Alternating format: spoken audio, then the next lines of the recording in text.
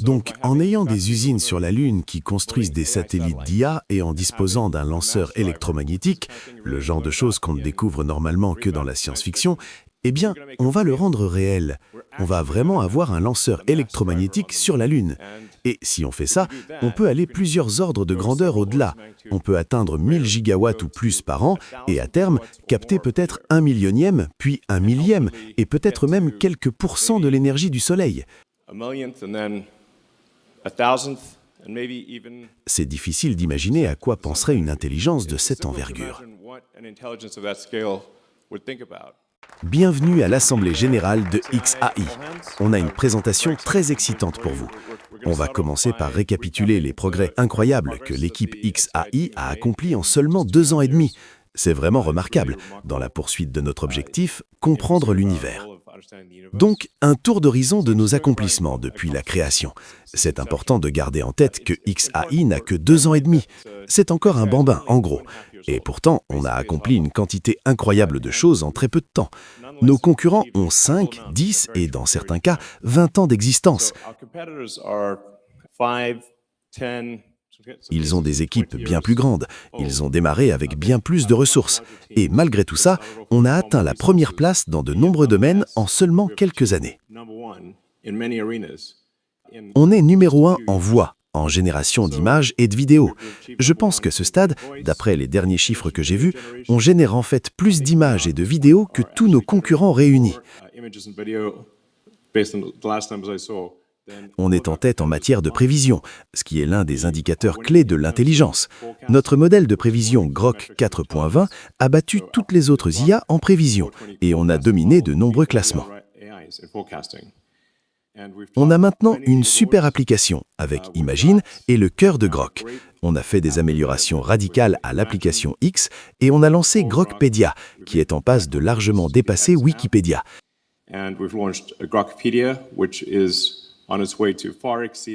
Et qui à terme sera de plusieurs ordres de grandeur plus complète, plus précise, avec davantage d'informations, y compris de la vidéo et de l'image, des contenus qui n'existent tout simplement pas sur Wikipédia. L'objectif final, c'est d'en faire une encyclopédie galactica, une distillation de tout le savoir. Oui, tout le savoir.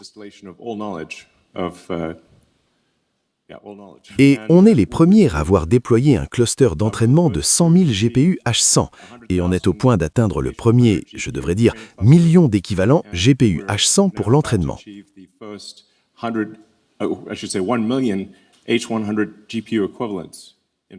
Donc, vraiment une quantité de travail incroyable en très peu de temps. Et c'est important de considérer la compétitivité de toute entreprise tech. Ce qui compte n'est pas la position à un instant T, mais c'est votre vélocité et votre accélération. Et si vous avancez plus vite que tout le monde dans un domaine technologique donné, vous deviendrez le leader. Et XAI avance plus vite que n'importe quelle autre entreprise. Personne ne nous arrive à la cheville. Passons maintenant à notre équipe. À mesure qu'on grandit en tant qu'entreprise, il est naturel de se réorganiser pour s'adapter à la nouvelle échelle.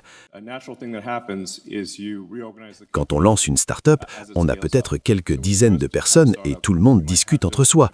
Quand on passe à plusieurs centaines, il faut ajouter de la structure, un peu comme un organisme qui passe d'une cellule unique à un amas de cellules, puis on obtient une différenciation des organes, des membres, on développe une queue, en espérant que la queue disparaisse, et ensuite on devient un bébé. On passe par ces étapes.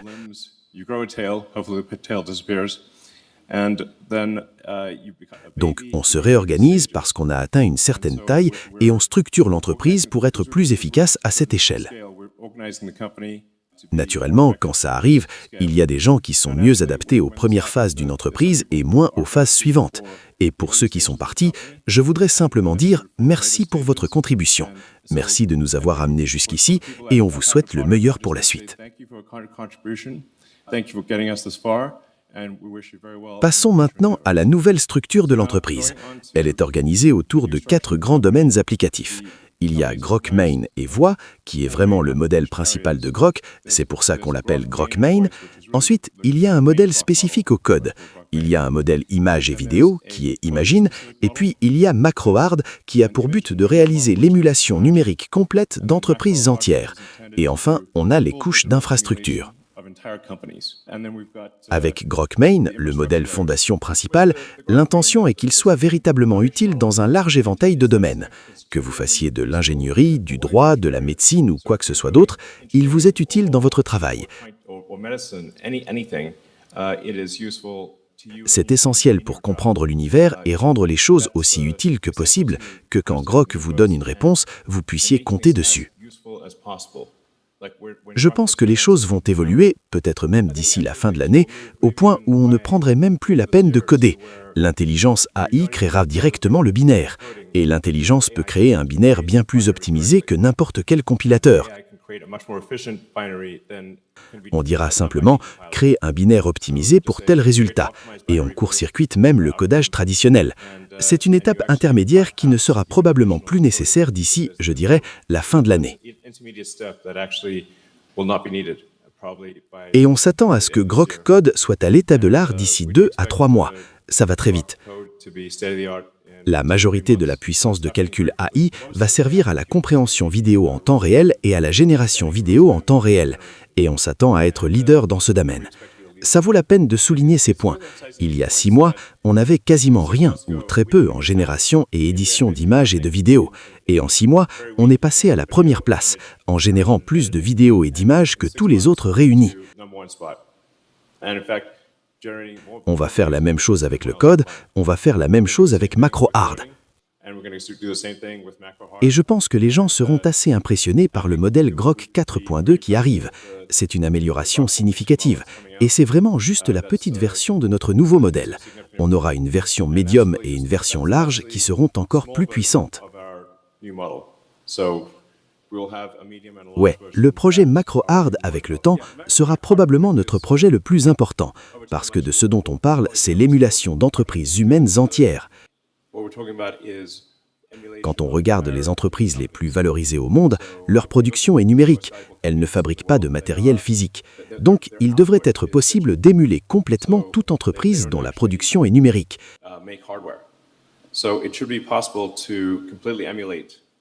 Et ça va inaugurer une ère de prospérité qu'on ne peut à peine imaginer. Il faut imagine pour imaginer. C'est un truc énorme. Et c'est pour ça que les mots MacroHard sont peints sur le toit du cluster d'entraînement, parce que c'est ce qu'il va construire. C'est aussi assez drôle. Ouais, c'est censé être un clin d'œil humoristique. Je voudrais dire qu'on est en train de passer de ces évaluations standards d'Internet, qui je pense ne sont pas un vrai indicateur d'utilité, à des évaluations par tutas experts dans chaque domaine. Donc, dans chaque domaine, ingénierie, médecine, loi ou quoi que ce soit d'autre, la vraie évaluation, c'est est-ce que l'expert dans ce domaine, ou est-ce que notre groupe d'experts humains dans ce domaine, est d'accord pour dire que Grok est extrêmement utile et que les résultats sont corrects. C'est la seule évaluation qui compte vraiment. L'avantage en puissance de calcul est fondamental pour le succès de toute entreprise AI. Et ce qu'on a démontré encore et encore, c'est que XAI est capable de déployer plus de puissance de calcul AI plus rapidement que n'importe qui. D'ailleurs, comme Jensen Huang, le PDG de NVIDIA, l'a dit de nombreuses fois en interview, il n'y a personne plus rapide pour mettre en ligne de la puissance de calcul AI que XAI. Donc, félicitations à tous. Ouais, voilà à quoi ça ressemble. C'est la phase 1, 330 000 Grace Blackwell avec macro écrit sur le bâtiment. Ce n'est pas un montage photo, c'est vraiment sur le toit du bâtiment. Et ensuite, macro hauteur sera le bâtiment que l'on peut voir avec macro hauteur et les forêts dessus, et ça représentera 220 000 GB300 supplémentaires.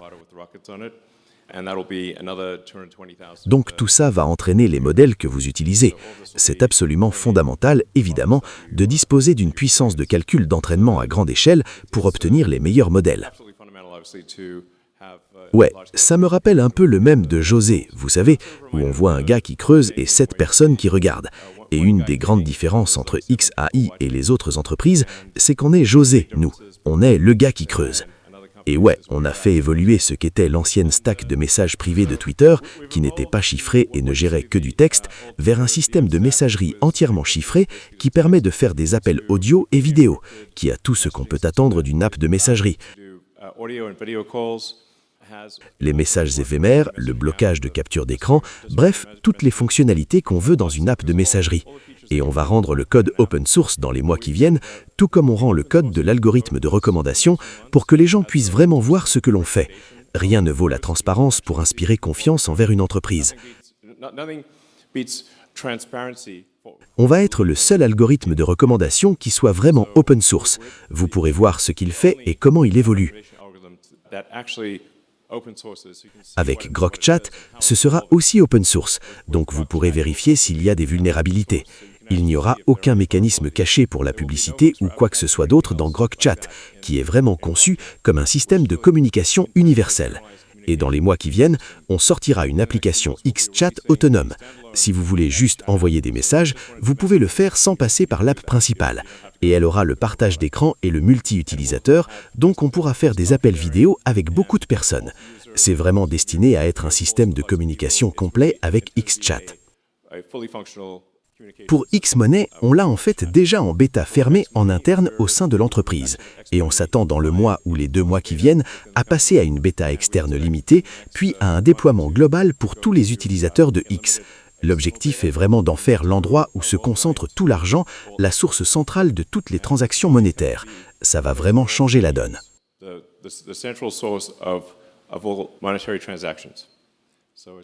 Et si on parle de plus d'1 milliard d'utilisateurs, c'est parce que si nos utilisateurs mensuels sont en moyenne autour de 600 millions, le nombre de personnes qui ont l'appli X installée dépasse largement le milliard.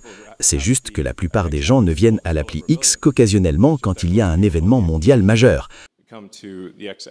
Mais à mesure qu'on donne aux gens plus de raisons d'utiliser l'appli X, que ce soit pour la communication, pour Grok ou pour Xmoney, on veut que ce soit tel que, si vous le souhaitez, vous puissiez vivre votre vie entière sur l'appli X. Et à mesure qu'on la rend de plus en plus utile, on donnera évidemment aux gens des raisons convaincantes d'utiliser l'appli X tous les jours. Mon attention est bien plus d'1 milliard d'utilisateurs actifs. Maintenant, pour comprendre l'univers, il faut explorer l'univers. Il y a une limite à ce que l'on peut apprendre en restant sur Terre, avec des télescopes et des collisionneurs terrestres. À un moment, il faut aller là-bas et explorer l'univers pour le comprendre. Et c'est la motivation derrière la combinaison de SpaceX et XAI pour accélérer l'avenir de l'humanité dans la compréhension de l'univers et étendre la lumière de conscience jusqu'aux étoiles. Donc, dans le grand ordre des choses, quand on regarde combien d'énergie la Terre utilise actuellement pour la civilisation, on utilise en ce moment qu'1% de l'énergie potentielle de la Terre. Et si on voulait utiliser ne serait-ce qu'un millionième de l'énergie du Soleil, ça représenterait environ 1 million de fois plus d'énergie que la civilisation utilise actuellement. La seule façon d'accéder à cette énergie, l'énergie du Soleil, c'est de s'étendre au-delà de la Terre. La Terre n'est vraiment qu'un minuscule grain de poussière dans une immensité obscure. Le Soleil représente 99,8% de toute la masse du système solaire. Il faut donc s'étendre au-delà de ce minuscule grain de poussière qu'est la Terre pour utiliser de manière significative l'énergie du Soleil. Comme je le disais, il faudrait se développer environ 1 million de fois juste pour atteindre 1 millionième de l'énergie de notre Soleil. Et au-delà, explorer, s'étendre à la galaxie, et peut-être un jour même à d'autres galaxies.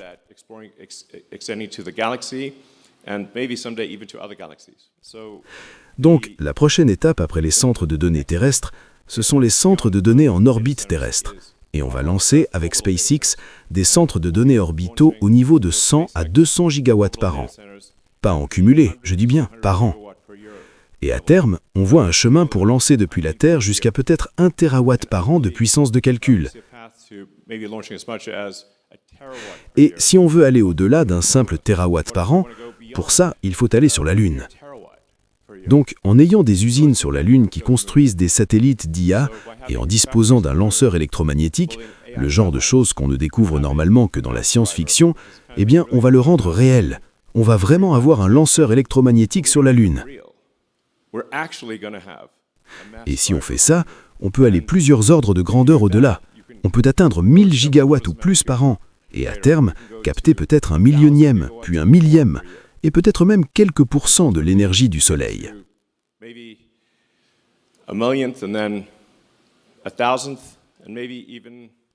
C'est difficile d'imaginer à quoi penserait une intelligence de cette envergure, mais ça va être incroyablement excitant de voir ça se réaliser. J'ai vraiment envie de voir le lanceur électromagnétique sur la Lune qui projette des satellites d'IA dans l'espace profond. Ça va défiler, les uns après les autres. Je ne peux rien imaginer de plus épique qu'un lanceur électromagnétique sur la Lune, une cité autosuffisante sur la Lune, puis aller au-delà de la Lune vers Mars, parcourir notre système solaire et finalement être là-bas parmi les étoiles. Visiter tous ces systèmes stellaires. Peut-être qu'on rencontrera des extraterrestres. Peut-être qu'on découvrira des civilisations qui ont duré des millions d'années. On trouvera peut-être les vestiges d'anciennes civilisations extraterrestres. Mais la seule façon d'y arriver, c'est d'aller là-bas et d'explorer. Et voici le chemin pour y parvenir. Merci. J'aimerais vous dire que depuis quelques mois déjà, j'ai construit un programme d'apprentissage unique. Je vous apprends l'IA sous tous ses aspects. C'est un parcours que j'ai créé et pensé pour vous transmettre tout ce que je sais. Alors non seulement sur les modèles d'IA comme ChatGPT, Gemini de Google, Grok de Elon Musk, Claude, etc. Je vous montre en fait et surtout la manière de les intégrer concrètement dans votre vie, dans votre travail, dans vos projets. Et ce que vous soyez salarié, indépendant, entrepreneur ou même à la retraite. Car oui, nous avons beaucoup de retraités dans la communauté et ils utilisent l'IA au quotidien. J'ai récemment sorti la plus grosse mise à jour à ce jour de la formation. Ça fait un petit moment que j'en parlais, mais ça y est, elle est là, elle est en ligne. C'est un module entièrement dédié à l'automatisation par IA, donc en utilisant N8N. Autrement dit, la création d'agents IA, donc des espèces de salariés virtuels qui vont travailler pour vous et tout faire pour vous. En somme, vous faire gagner des heures et des heures et des heures. Vous êtes déjà plus de 6 à 7 000 à avoir rejoint ce programme, donc merci pour tout ce soutien. Et enfin, sachez qu'il n'y a pas besoin d'être développeur, pas besoin d'avoir un profil technique. Je vous prends par la main et pas à pas, avec des leçons vidéo claires, des cas concrets pratiques, on voit tout ce qui touche à l'IA. Dernier point, mais pas des moindres bien sûr, si vous nous rejoignez aujourd'hui, vous aurez accès à toutes les évolutions du futur. Sans surcoût, accès illimité à vie à tout ce que je veux vous apprendre. Donc aujourd'hui, c'est un paiement unique, ce n'est pas un paiement mensuel, c'est juste un paiement unique et vous aurez accès à vie à toutes les mises à jour que je vais faire en permanence et que je fais en ce moment même d'ailleurs.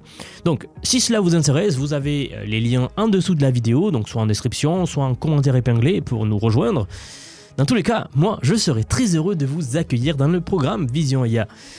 Si vous êtes encore là, merci d'avoir regardé cette vidéo jusqu'au bout et je vous dis à très vite pour la prochaine vidéo. À bientôt.